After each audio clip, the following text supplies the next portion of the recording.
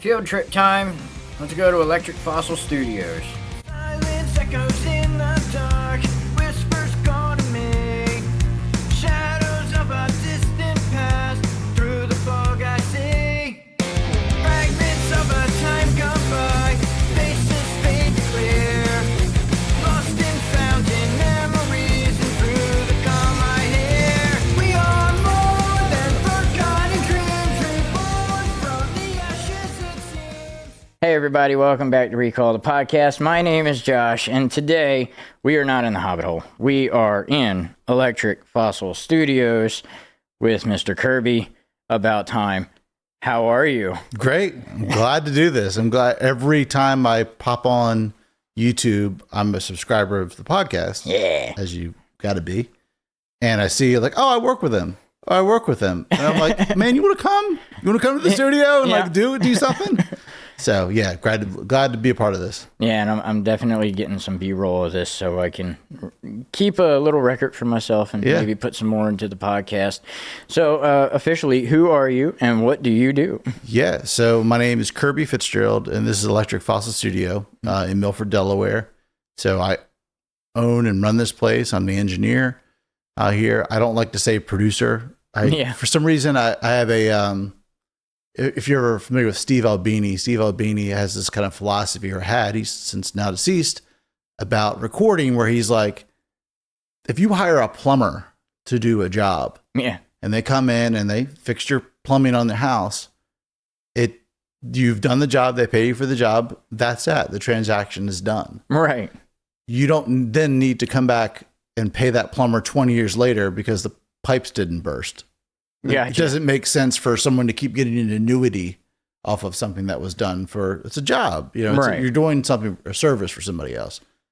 So producers, they like to, that don't get the warm and fuzzies, because it's like, oh, give me 2% of your record, Right. 3% of your record forever.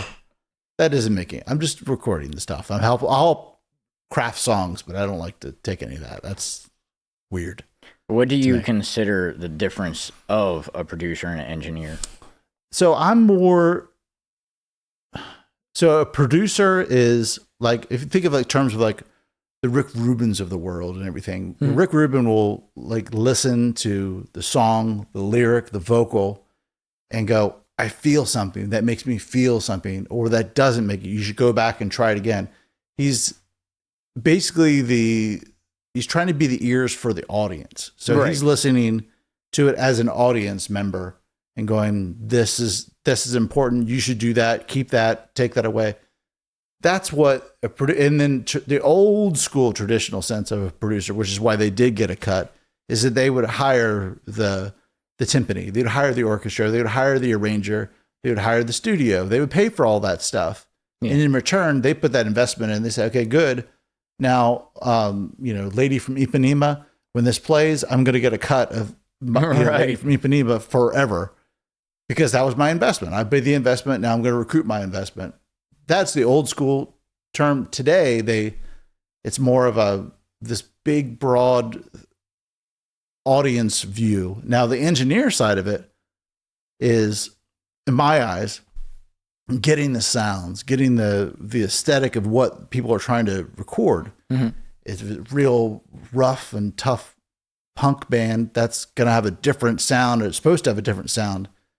The guitars are supposed to sound different than a super clean country band. Right. Yeah. And even in country, there's so many variations of somebody who's looking for more of a rock aesthetic, or they want that old school George Jones thing with the slide guitar and everything else. That's two different things. So engineers trying to figure out what the goal is, capturing the band or creating the sounds to help capture that. That's more of an engineer, which I like that. What I do kind of like verge into producing is I'll say, hey, maybe do 2 bars of that. Do that. Gotcha. Maybe you should put a bridge here. Maybe the bridge should go something like this. Try that. And I'll offer suggestions. Every time I hear something, anybody who's playing, I'll make, hey, do that 2 times. Don't do it 4. Shorten that up. And I'll make suggestions on arrangement, I'm not a songwriter. I'm for them. Right. I write my own songs, but I do it to help them with the song because, like, say any other service, like you're getting a haircut, as a metaphorically speaking. Okay. And you go in, you go like, all right, I want to look like Carrot Top. I love the way that his hair flows and it's curly and whatever. And you, as the stylist, would go, I hear you. I think Carrot Top is fly. I love Carrot Top. But what if you did this? And they offer a suggestion based on what they see and they modify it a little bit. That's how I kind of think this is. Like, so people come in with a song and maybe the singer's on point, the drummer's on point, but the bass player needs a little bit of help. You know? Gotcha. Okay. So that's I guess I do. You could call that a producer in some kind of way. Yeah. But I don't look from the artistic perspective. Yes, not from the financial perspective. That's not what I'm into. Gotcha. Yeah, because the way that I tell people is, I tell everybody I'm an engineer as well. I don't necessarily go around saying I'm a producer, because the way I consider a engineer is someone that records your music, and then a producer would be someone that is given the right to make decisions on that music. You know what I mean?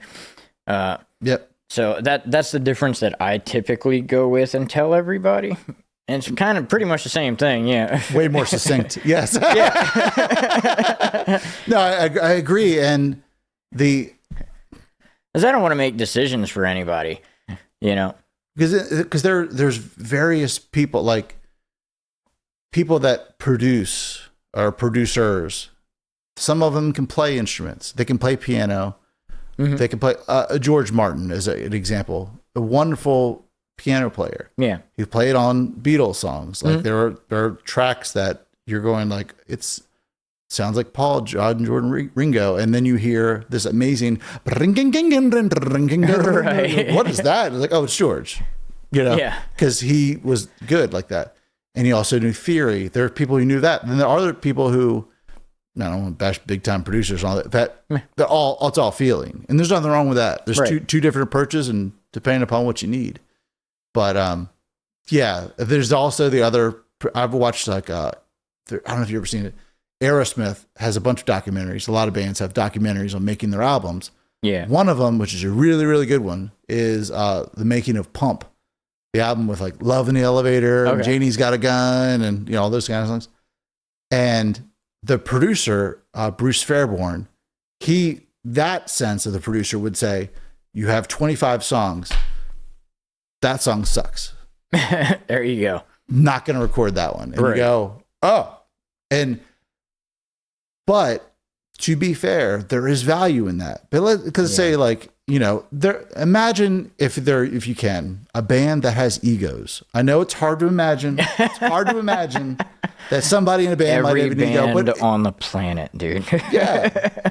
And rightfully so. This is something that you take great time, care, and effort, and something you've built up, and you've worked really hard at it, or not, but you've worked really hard at wanting to do this regardless.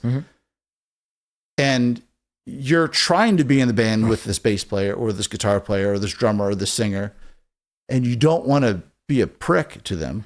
Right. So it's nice having somebody else to be like the bad guy. Right. Or the fall guy on stuff and say like, that's not going to work. That's, but that's got to be the expectation up front. You know what I mean? Right. But that, if that is needed, that's wanted, all for it. Let's do it. But most of the time I got a song. Let's record the song and let's make the best song we can. And I like that. Right. Yeah. This place is huge, man. Yeah. Much bigger than I had actually thought it would be. I had heard stories, but I hadn't. This is my first time here. So, yeah. Dude. Jimmy give you the backstory? Yeah. Okay. I want to hear how it all started. All right. So, in high school, we had a senior project. This goes back a long ways. Senior project, and they said, create a business. And at the time, I was like, I didn't have a grand idea of like, man, I've got this idea for this water bottle or this hot dog. I was Right. like, I'm Most into people music. just like I love baking or something like that. Yeah.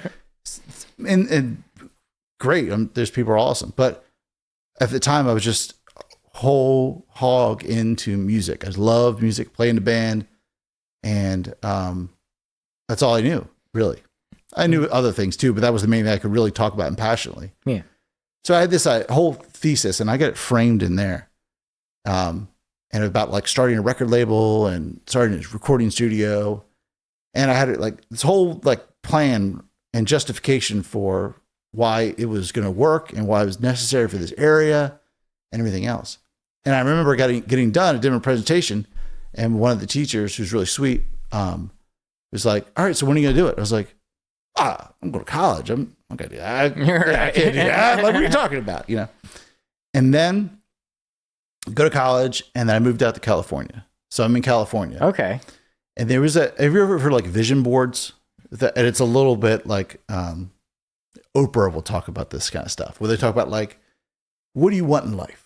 You want to go to this place. You want to go visit here. You want this financial material, whatever it is. I understand what you're talking about. Yeah. Okay. Whatever you like. You cut out pictures of it, put it in an album. Right. And that way your mind has something to fixate on as far as goals. So I did this. And one of the things was a recording studio. And that was 2004. Then life happens, and I'm back in Delaware and going about it, thinking in the back of my mind, still playing in bands. Yeah. And then round about 2012, I bought a used MacBook Pro, got a little PreSonus, Yeah. two channel interface, and I think it might have had an SM57 or something like that, and Studio One, and then eventually got GarageBand, because the Studio One, I got it, and not knowing anything, as we've talked about a little bit before, Yeah. it's overwhelming. It's overwhelming. When you look at the screen, you're like, what are the plugins? What are the auxes and the sends? And you know, what does all this stuff mean? The groups, it's a lot to comprehend. So GarageBand, it was like, it's pretty easy to see. Pretty easy to visualize. You can see it, you can understand it, and get to work.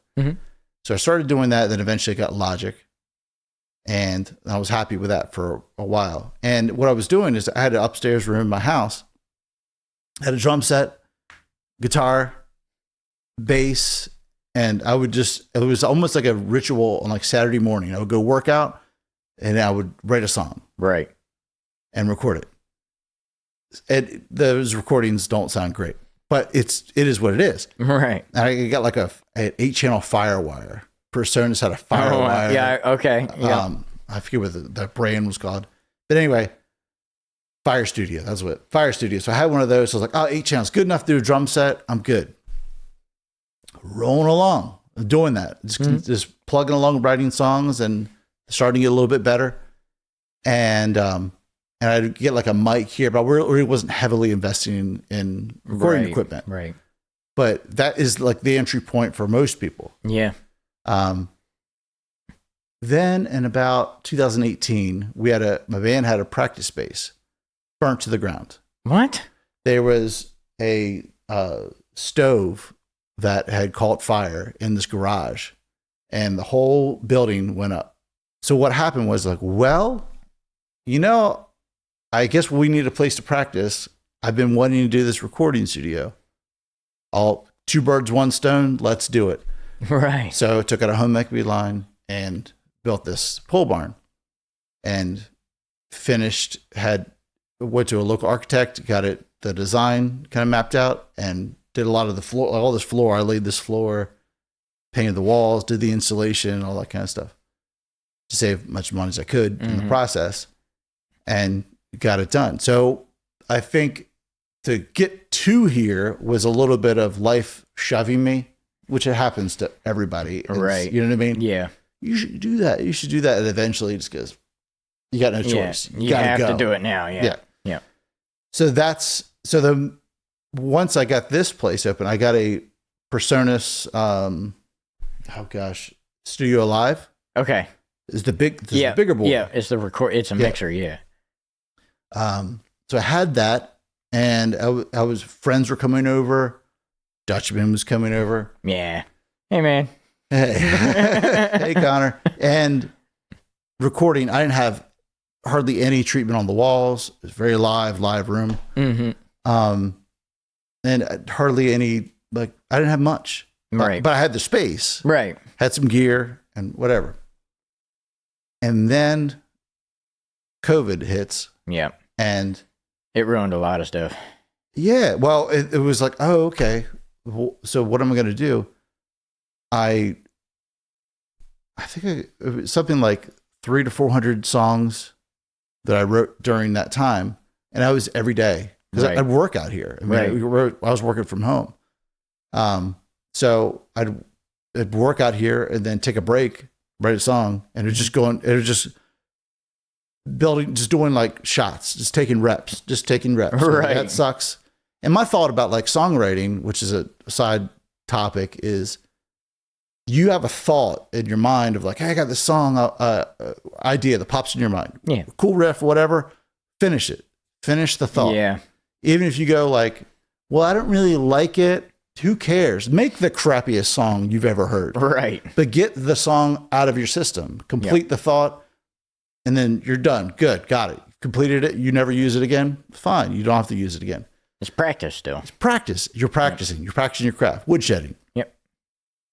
So in 2022, so I had recorded an album with 2 albums with my band, Lincoln City, on that Personas board. Gotcha. And I bought started to buy some like good mics. Right. Whatever. Like this is a good mic. And some other ones. Yeah, he was kind enough to let us borrow his equipment for this. Yeah. Thank you for that. You're welcome. So, and this is after I ran his yard over and stuff. Like we had to run to my house to get some stuff, and like it's been a morning, y'all. It's something with me. I'm sure Connor from Dutchman will agree. I just bring something with me. I don't know what it is. Anyway, it's there's the drummer in Dutchman, Fez. I love Fez, man. He's so awesome. He's a lovable guy. I've never seen it before or since, but like he has a tendency to be really like break stuff. And he had like I've heard this. Yeah, he broke a tambourine. Like you just like, oh yeah, I'm just gonna do this. Real like not rocking it for 10 minutes and just chicka and crack, and then it broke. I was like, how did you do that? You know. Anyway. So, 2022. So, mind you, that vision board stuff. So, you're thinking about goals. What do you want to accomplish? What do you want to do? And like, so during COVID, I was like, all right, I've been playing in Lincoln City doing cover music. I want to do original stuff. And my thought is like, you only got so much time. There's only so many, years that you have got in the tank where it's acceptable to be out and playing the band and doing all that stuff before it becomes like, oh, grandpa's coming around, Right. And I've got enough white hair, so I may be a little bit, past that anyway. At least you can grow it. Yeah, exactly. Yeah. So I'll take it. But, so there was like a moment where I was thinking about what do I want to do? And one of the things that, the voice in my head that I was hearing, I was like, you need to seriously invest in like the studio and get serious with it. The Personas is great, but get serious. Right. So I went and financed the acquisition of the API board. And I consulted, which this is crazy. So a lot of this is crazy, really, but this is nuts. This room is crazy. I know. Man. Look at it. It's so awesome in here, dude. So during this time, I was like investigating, like, what do I want? Because getting a board is not like getting a Telecaster. It's a big acquisition. It's a decision. Absolutely. Yeah. And so I said, I always tell people this too, and I followed my own advice for a change on this. Like, say if whatever you want to do, you want to be a locksmith. Well, go talk to locksmiths. Right. And find out what they did and how they did it and what advice you would do. And, which I'll share some a little bit. But so I did that. I reached out to like Ross Robinson who did like the first Korn record, Okay. and Daryl Thorpe, who did like Foo Fighters records and stuff like that. And all these guys, and they were kind enough to write back on Instagram, because they are human beings. They are people. Yeah. Just like you and me. They're probably happy to have people interested in Absolutely. their craft. Yeah. They're not going to take up hours of their time, but Yeah. and a couple of them, I got to have phone calls with them. Just talk. What? Yeah. In my mind, I'm like, this is nuts. Like one guy, Yellow Dog Studios down in Austin, Texas. He also does engineering at Abbey Road.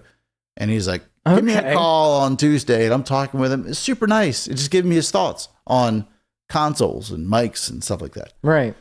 And so I was weighing out the options of the solid state logic, SSL, a Neve board, API board, and Trident were the ones that I was, seriously considering. And I reached out to API, and Dave at API was always like very like, yeah, it's great.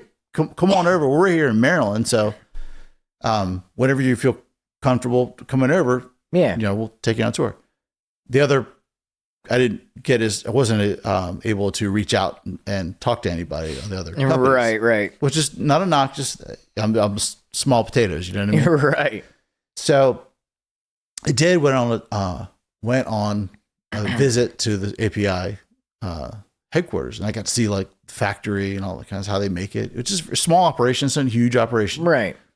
And so I'm there, and they said, well, it takes usually about 9 weeks, I think, and it may be different now, but at the time it was about 9 weeks from start to finish. So they could put an order. I wanted this type of board. Yeah. There might be more for a bigger type of console, but so, or if you're interested, I have this demo model here. You took the demo? I took the demo. All right. The cool thing about the demo, which is the demo model that it's in there. It's in the B-roll. Yeah. So maybe you can right now, right over the B-roll as I'm telling the story. So the EQs, so on the API console, you can pop out the EQs, which is the equalizer, fancy term, like the 550 and 560 of all those channels. So 16 channels, each one has an EQ. You can pop them all out. Okay. And replace them. So if one goes bad, or if you want to put up a different type of API EQ or a different brand, you can put them in there. All those EQs were used in a previous model because you can take them out and put them in, all that kind of stuff. So those EQs were used in a console that was used by U2 to record one of their albums in the UK. So they'd asked like, hey, can we borrow a board? And they're like, well, we can rent it to you. And so they rented this board for them to use. It was like the 2010 album that the one that you got on free on your phone. Okay, yeah. You remember this? Yeah. That album. And so they were done. They're like, well, we don't have a recording studio, so we're going to send this back. And they're like, okay. So the frame, which was the 1608, which is the original model, they sold that to a guy in California, took out the EQs and put it in the 16082 demo model, which is in there. I'll be. So Edge and U2 and all that kind of stuff sang those EQs, which is cool, Anyway, after that, instantaneously, by the way, that is a huge financial obligation. Don't really is take it lightly. It was a huge stress, and thankfully, my day job, I was able to afford it. Right. But it was a lot. Instantaneously, like as soon as someone would set up, it sounded better. Wow. It was it night and day difference, and it was remarkable. And the persona sounded great, but this is just like heads and tails difference. I mean, I hardly had to do much. Just everything flowing through just made the world of difference. So from that point on, you slowly do upgrades, right? Slowly get another preamp. Yep. And so now I'm at the point where I got like 29 channels, so I can record 29 instruments at one time. There you go. If need be. And sometimes you need to do it because you have a drum set you got to record, and you want to put room mics and vocals, right? Yeah. And all, it goes on and on and on. But that's the progression of kind of where it is today, is just following your instinct and going, how can you improve this? How can you improve yourself? And I do a lot of training. Produce Like a Pro was one of the websites you get. Gotcha. From. Okay. You know what I'm talking about? I do. So Warren Hewitt is my guy, you know. And so a lot of those, when they come out with anything that I'm really interested in, country recording or rock recording or anything like that, I take the courses and listen to them and download the stems and try to do my version of the mix. And, you know. Right, yeah. There's a company or a YouTube Freight Box Recording. I don't know. Absolutely. Philly. Yeah. So Jersey. Yeah. He does some of those lessons, and I've taken some of those too. So yeah, I get that. Yes. And he is Bobby. Yeah. I forget his last name, but Bobby at Freight Box. His videos are great. And he is awesome at going like, just, you don't need all the equipment, all the fancy stuff. You need the basic stuff. You need these type of mics. Very simple. And he's right. Yeah. You know, he's absolutely right. There is something to be said for different types of mics to use, and they produce and getting it right at the source. And that's the biggest thing for me. Yeah. All that stuff adds a little, there's like little touches where you go, right. That little bit, it's 5%, 10%. Yep. It's not a huge game changing amount. Now the preamps in that board, it was quite a bit more. A big difference. jump. Yeah. Just the quality. You can hear it. You go, oh my gosh. But he's great. I love his video. And he is a disciple, at least I think he is, of the hardcore music studio, Jordan Valier. Possibly. I don't know. Yeah. And Jordan is like, this is how you do it. And you know, like, he was like, you don't need to do this. You don't need to do that. Just do that. Because you get into all of this, and there's I don't know if you can see it in the camera, right? You can't really see it. There's a bass amp right here. Right. There's 300 ways to mic that. Right.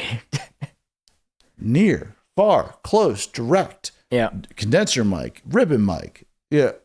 There's so many. You can get paralysis by analysis. Oh, yeah. We've all seen the memes where there's like 30 microphones on there and like different angles and stuff. Oh, my gosh. It's maddening. And just to confirm, the red light's still on there over there on the camera? Yeah. Okay, cool. Yeah. So, not another Dutchman moment. We're keeping track on this one. So and that goes for recording vocals, recording a drum set. And there's so many, all the different things. You trial and error, you screw up, and you do, you know. I remember I did one session where I was like, I'm going to use compression. And it is on the Personas board. Right. And I was like, before or after recording? Oh, this is like during recording. This is what I did this one time, learned my lesson, and it's like, less is more. It's kind of like salt. Salt is like compression. Yeah. And it's like you can put so much salt and completely ruin a steak or chicken, whatever you're eating. And I was like, oh, this sounds awesome. And I was putting like just jacking up every source on this kit. And I was like, it sounds so huge. And then I went back and listened to the playback, and I was like, well, let me hear the snare. No, I mean, the snare, that's everything. Oh, wait. You can compress everything. Everything sounds like one drum. You know, so there's no isolation. It's like, oh, yeah, you got to gently hit that. Don't go crazy, you know, because you can ruin the sound. So, going through those, like hardcore music studio, those courses, Freight Box, Produce Like a Pro, all of those things. I encourage anybody to do any of that. Anything you can find that solid sources. And I think Warren Hewitt has a book. Okay. And it's all, I'll show it to you afterwards. Okay. And it's a whole resource of like everything about all this. And one of the things he talks about, he goes, like, let's say like gear. You're into like metal and stuff like that, right? Metalcore, usually like in between, somewhere between early 2000s and modern is where I kind of sit. Yeah. So metal music, you don't need to waste your time at all with a ribbon mic. Right. A ribbon mic comes across your feed, as sexy as it might look, and like, oh, that looks so cool. It looks like Elvis would have sang into it. That's not what your goal is. Your goal is to record metal acts. So like a mic like this for vocals, getting SM57 and, you know, maybe another mic Like Audio Technica or something. Yeah, there's Something for high voices, something for low voices, you know. Yeah, I could give you some suggestions afterwards, but that, and then the drums, like, you know, getting dynamic mics. You don't need the big, huge, you know, condenser mics that they use on like jazz sessions and stuff like that. You want dynamic mics that are going to get a tight sound. Right. So in other words, what I'm getting at, and same with the amplifiers, you don't need a Fender Princeton like I have in there. Right. You know, I've got a bunch of other amps in there too, but like you need a metal amp that's going to get a PV6505 or an Engel or something that is going to hit that demo for who you're trying to go for, you're trying to record. Right. Good, solid, you know, amp. Same with the bass, you know, just having basically DI. You just do with that kind of music. You just do a DI box and then call it a day. A lot of people I know they'll use a DI box and then they'll go in and melodyne it, the bass. Oh, no kidding. Yeah. And it's that way every note is perfectly. Oh my gosh. I've used it on voice. I haven't used it on, I've never thought of that. It works with bass. It won't work with guitar, but it will work it's on one bass. note at a time. Yeah. Unless they're doing chords like Primus. Yeah. Then that's all bets are off. Yeah. You know? So yeah, a lot of the suggestions I got when I started out was tune your bass. Like, wow. Yeah. I learned something. I gotta think about that. So get the gear, take the training, and everything that makes you skilled in that world, in that particular genre. If you want to do something different, then by all means expand your toolkit, but get the tools for the job that you want to get. And that would be the overall suggestion. So, but that could apply to someone who's just into jazz. Well, right. Then that ribbon mic is your best friend. Right. You can still use this mic, but use what you got. But what you got. Yeah, absolutely. But you can get it. You'll get different amps. You won't get a 6505 if you're a jazz head. Right. It's not gonna work. You're gonna get a big Fender amp or something like that and go that direction. But I've fallen victim to that too. But I also I like all types of music and I want to record all types of music. Right. So generally in the rock world, but I kind of branch out. So I've got a Telecaster because I'd love to record, you know, country stuff and all that too, because I love that music. But it must have been really scary for you when you were like taking a loan out to get this and stuff. Was there any like doubt, or was it just like it has to work, or it's all or nothing? You know what I mean? Well, yes, there is a moment when you're going like, this is a risk. I knew it was like, I knew that worst case scenario, I could still manage to figure it out. Right. And, but I was going like, no, I need to do it. And so this is my thought processes. Yes, I could sit there and go, all right, I have that personas. I feel like I need to get more. I need to do more. I need to take that next level, take that jump. Yeah. But I'm scared to do it. Then you fall victim to what a lot of people do is they get through life and they get to the end of the life and they go, I wonder what would have happened if I actually would have taken that risk, taken that chance and did that thing. Yeah. You know, and you fall on your face easily. You can easily fall on your face, but that's okay. You can recover and learn from that. It's when you don't take the chance and you don't take that leap that makes sense for you. Right. I'm not promoting just reckless don't abandon spend money if life. You don't have the money. Yeah. I'm not promoting that, but you have to think it out a little bit. But if it's something that you're like, I feel passionate about it, and I was doing it every day. I come out here every morning, right, at 4:30. Every morning, I'm out here. 4:30, man. And I'm out here. I'm not, exaggeration. I'm a night owl. 4:30 to 7, I'm out here. And then I go back and then clean up and go to my day job.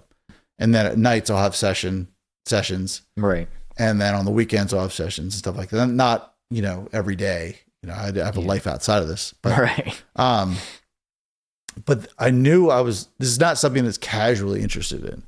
I was very much interested, quasi obsessed about it. Right. And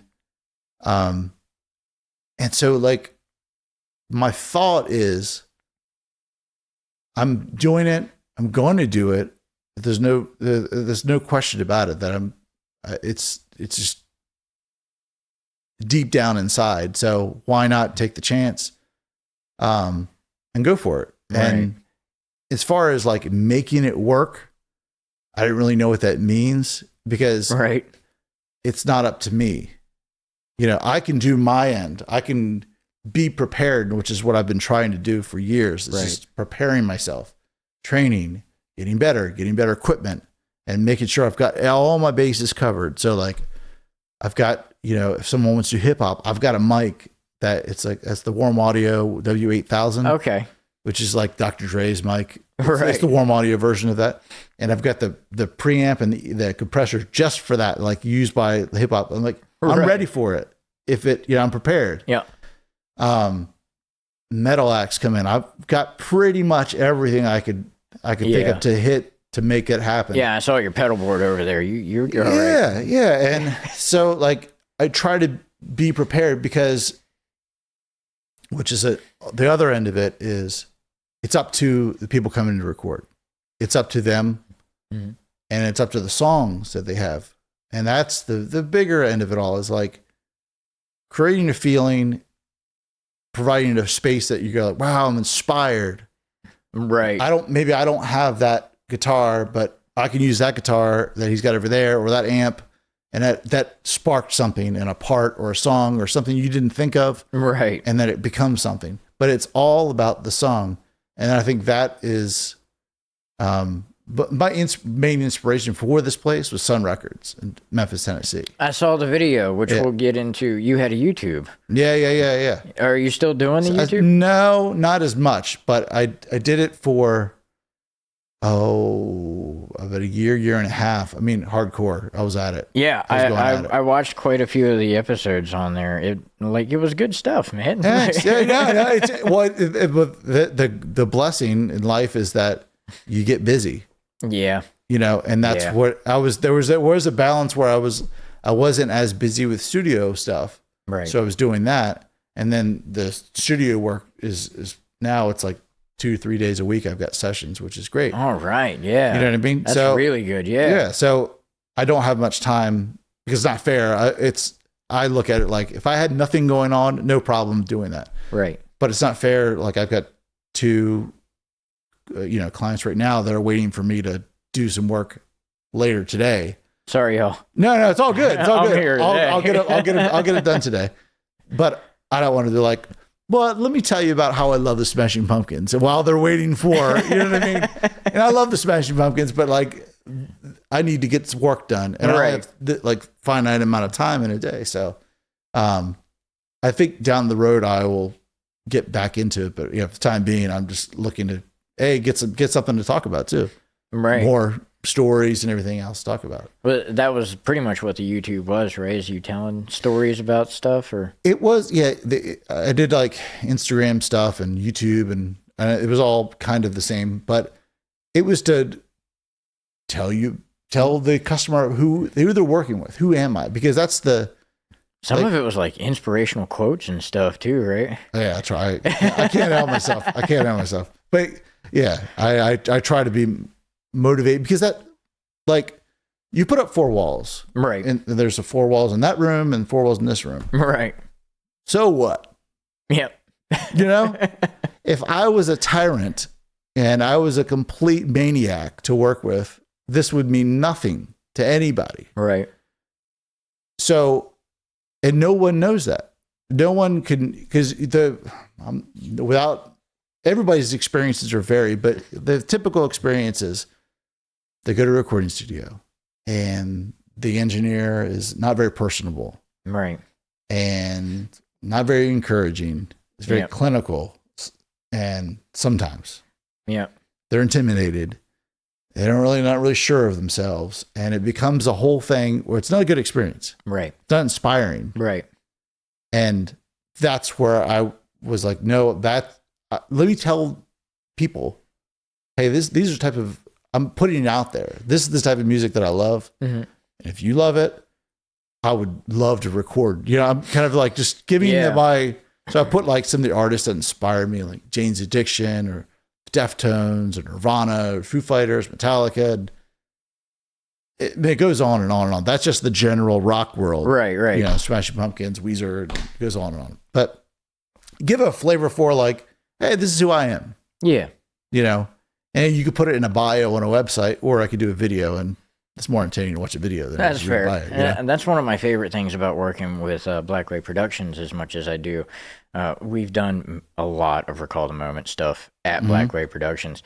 When you walk in there, your songs are playing on the speakers. You're, welcomed into there with, Uncle Josh, and stuff. So, like, that first impression really is a big deal. Yeah. It makes you feel comfortable. You know what I mean?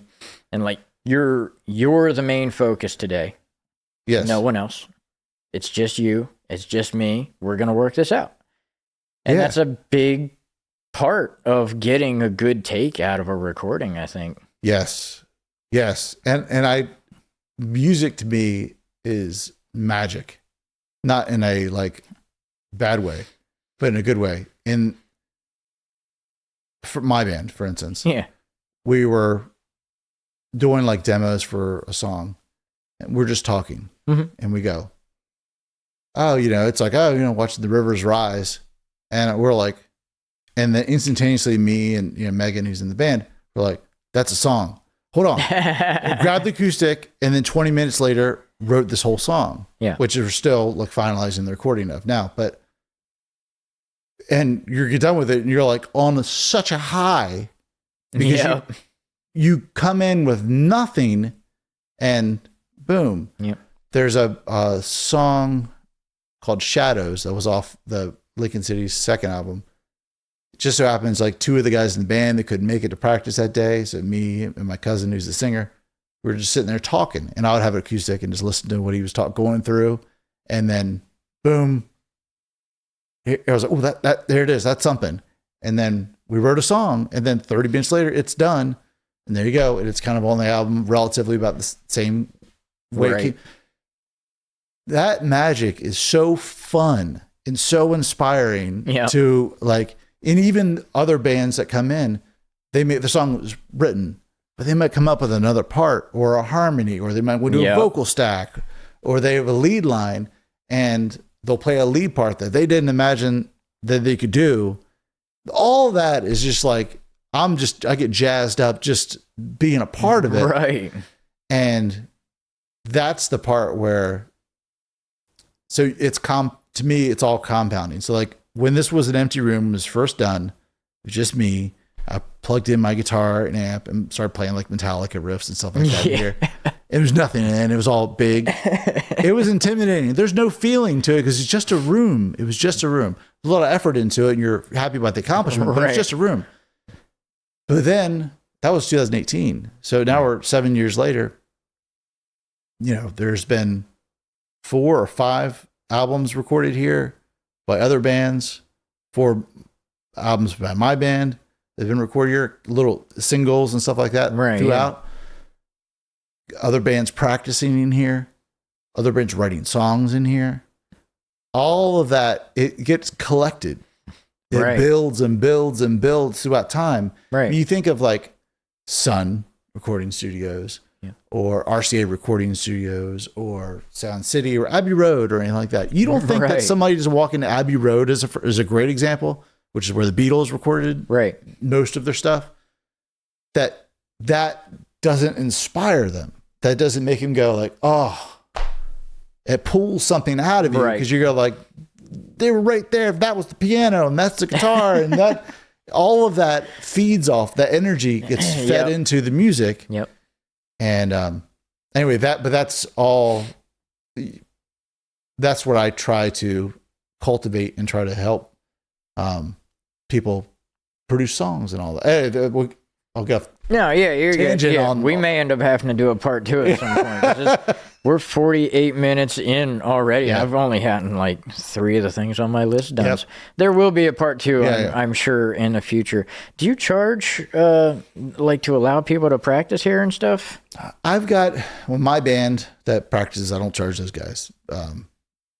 But the I'm kind of asking for myself because I Yeah, can't play. Like, so like there's a friend of mine who comes in occasionally, his band, and they were like the very first band that recorded here, did like Gotcha. practice way back in 2018, and I've known them for my whole life. So every now and again I have them come in and practice. Generally no, just Yeah, because gotcha. I've got 2 to 3 nights a week that I'm doing this. right. And it's usually like thankfully, my God, thankfully, somebody will finish a session and they go, all right, let's book another one out Yep. 4 or 6 weeks from now. Gotcha. And it's kind of a rolling deal. So the exception being like, hey, I got this huge show. Can I come in just to do Yeah. or I want to do a songwriting session or something like that? Because I want to record. Right. And I wanted to do like just a rehearsal, just to, that may be, something, but like generally speaking, I've had people that are like, hey, I just want to practice drums. Right. You know what I mean? Like I was gonna come by and just like jam out. And I'm like, no, I don't have time to do that. I Fez. yeah, no.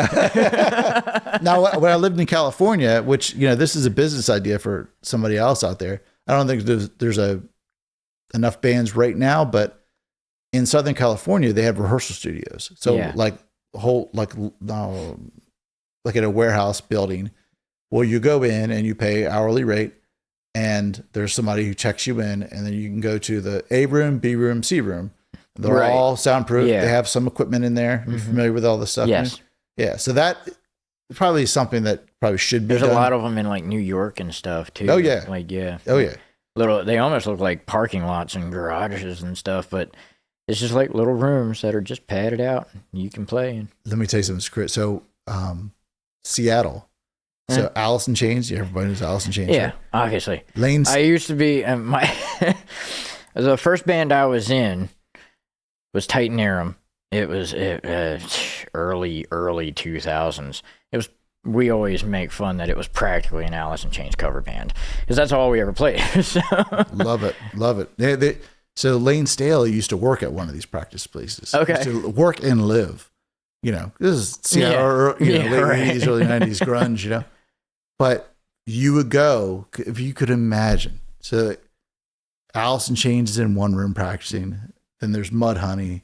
Yeah. And then there's Soundgarden. And, Yeah. all these bands right before they broke and they became huge. Yep. All like just going from room to room, and it's all these bands. Incredible. Yeah. Incredible. It'd be cool. I don't know how viable it would be, but it would be cool because bands they can get crazy, especially when they're young. They can party and whatever. So and it'd be less and less spaces for them to play anymore outside. I mean, like the way I do it at my house, as we've talked about, is I can't really like play live at my house, but I have MIDI drums. Mm-hmm. I have foot switches for my guitars and stuff, so we can hook literally everything up to headphones and play that way. Right. Which is what we typically do. But there's a lot of bands that just don't have the space or the ability to practice at their house, or they have to all rent out somebody's garage or something. Yeah.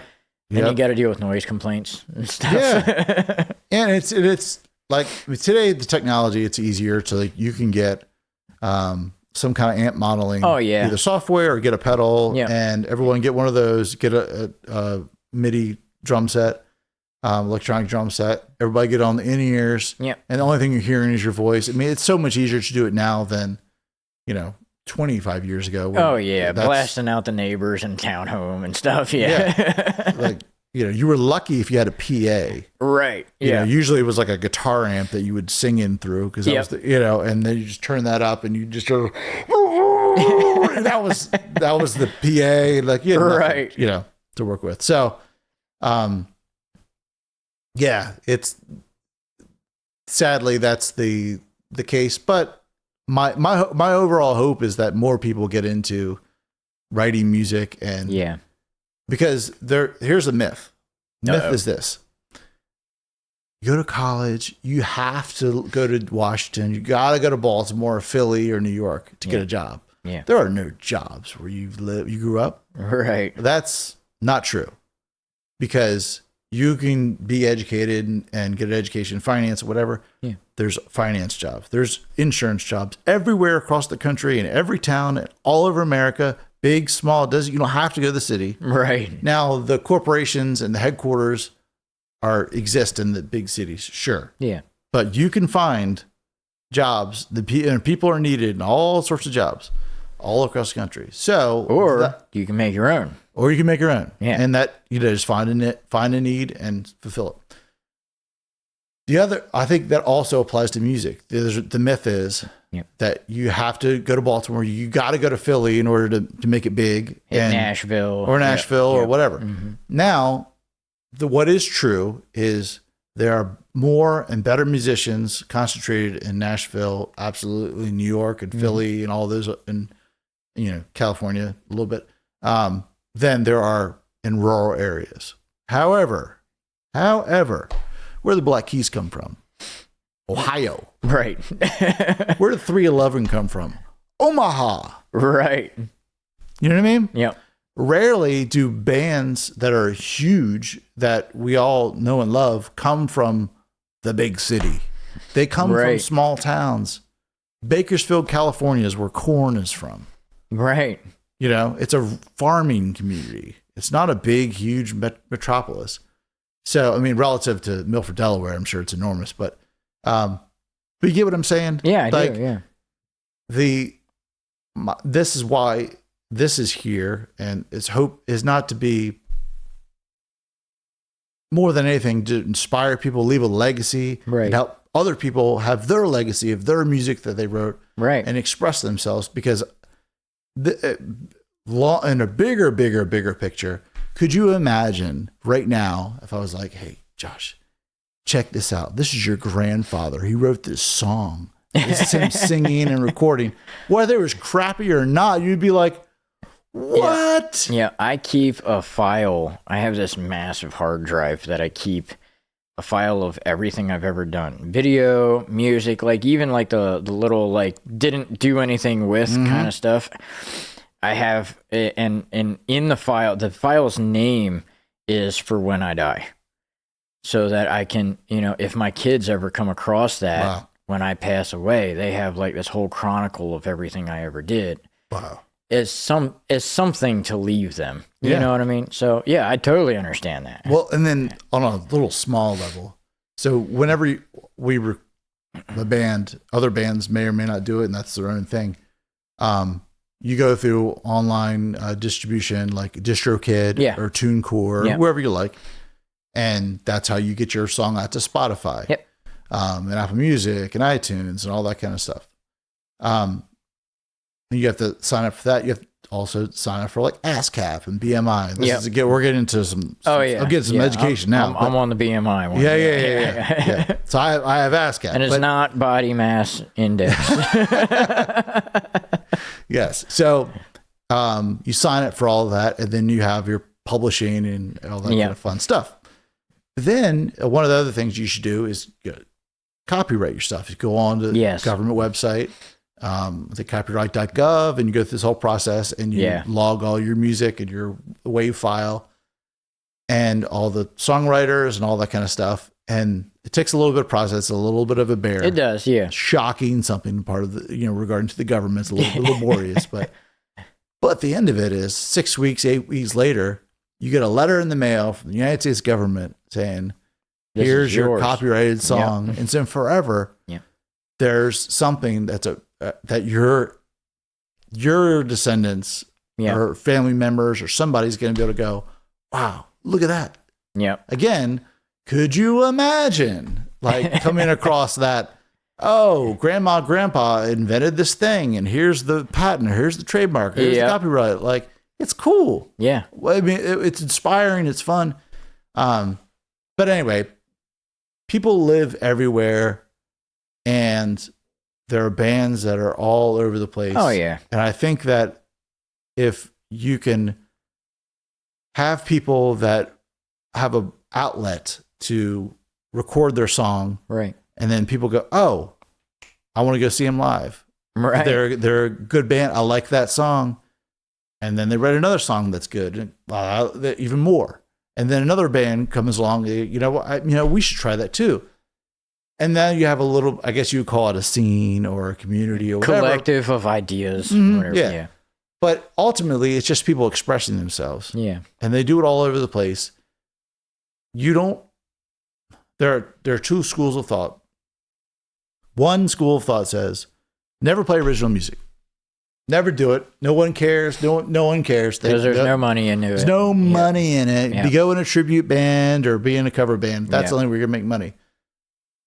There's truth. There is truth. There is that. truth to that. that. That's how you make. If you're in it for the money. Yep. Go that direction. 100%. If you're in it for expression, or if you want to express yourself, there's no guarantee you make money at it. Yeah.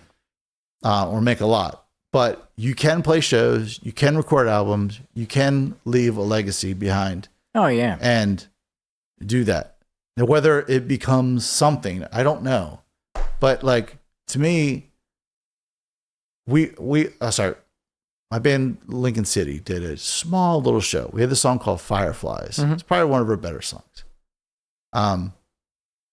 We have this girl who is like, I don't know, 18 years old, fan, loves this song. Seen it a couple times. She's like, play Fireflies. Very cool. Which we're like, what? This is crazy. Dude, she made these Firefly handout things. So when we played the song, everybody in the audience you're like, all right. It's just all of this, all the ego and all of the recording and all that kind of stuff. All of it matters for a human connection with an audience. That's all it's about. And you have to go through all this, woodshedding, expression to get the song that people want to hear, that they just want to connect. Right. They want to connect with each other. They want to connect with the band or the artist or whatever. That's what it's all about. It's not about streams. It's not about you sold this many albums. That's a measurement. Right. It's not what it's about. What it's about is having a song that people that sing along to. Right. That's it. That's what it's about. You can't quantify that. Right. You can't put that's worth $2,000. It's worth $2 million. You can't. That's the whole goal of it. Should be. Yeah. For me. Yeah.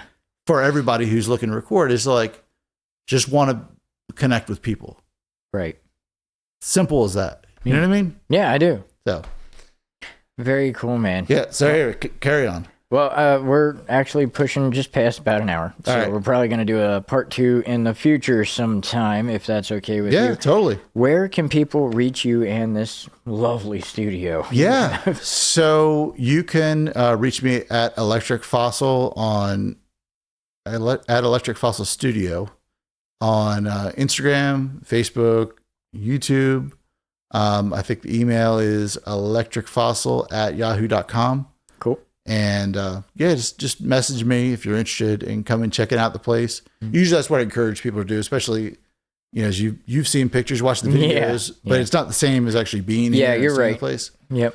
So and it's also talking about what they want to do, what they're looking to get accomplished.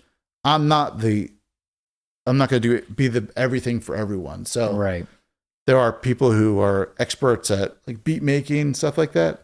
That's not my specialty. Right. That's somebody else who's going to. I can scrape by, but I can't really do a lot. Yeah. I love hip hop and rap, but it's just not. I haven't focused my energy on getting good at that. Right. So, there are other people who are much better. So, anyway, just come by and see if it's a good fit. Yeah. And that'll be in Milford, Delaware, if anybody's which curious. Is the center of the state. If you're not familiar, it's right on the Kent and Sussex County line. We're on the Sussex County side. So north of Rehoboth, north of the beaches, south of Dover. And as for the Recall of the Moment stuff, we post a podcast once a month, and we post a music video every now and then, which our next one will be May 9th. is the next song. It's called Say You Won't Forget, produced and mixed by Blackway Productions. I'm pretty happy with it. It's got kind of a dark story to it, and I'll get into it after it releases. But until then, peace and love, everybody.